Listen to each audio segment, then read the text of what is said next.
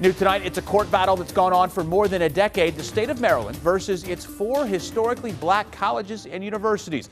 Now, the schools argue they're not getting a fair shot compared to the predominantly white institutions. The HBCUs say they're not getting equal funding, and the state's other schools are duplicating their programs. WUSA 9's Michael Quander is on top of this story for us tonight. It's been a fight 12 years in the making, and it's not done yet.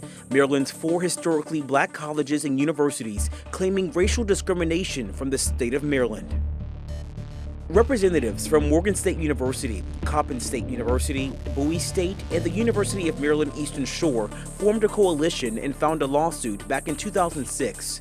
In it, the coalition claimed Maryland was violating state and federal laws. The lawsuit alleged racial discrimination, unfair funding, and that traditionally white institutions were duplicating courses from HBCUs. And there are so many of them that have benefited from stealing, and that's the best way I can put it, is stealing the classes from the HBCUs and putting on them campuses.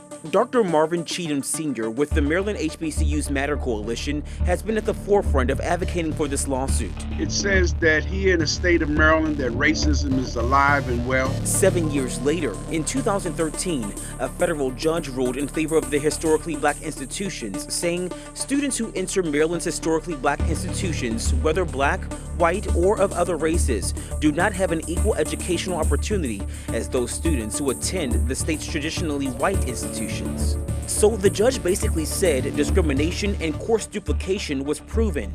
She ordered the HBCU coalition and the state to go into mediation to create niches or special programs and to work out the funding. But in 2016, they actually had reached impasse. The mediation failed, so both sides went back to court in 2017. Another plan was developed to find a remedy, and then the state filed for an appeal.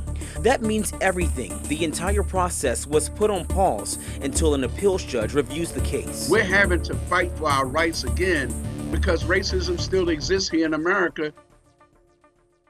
That was Michael Quander reporting. So what's next? Well, the case is heading to an appeals court in Richmond a week from today. Now, we reached out to the state's Higher Education Commission. The spokesperson says that agency does not comment on pending litigation.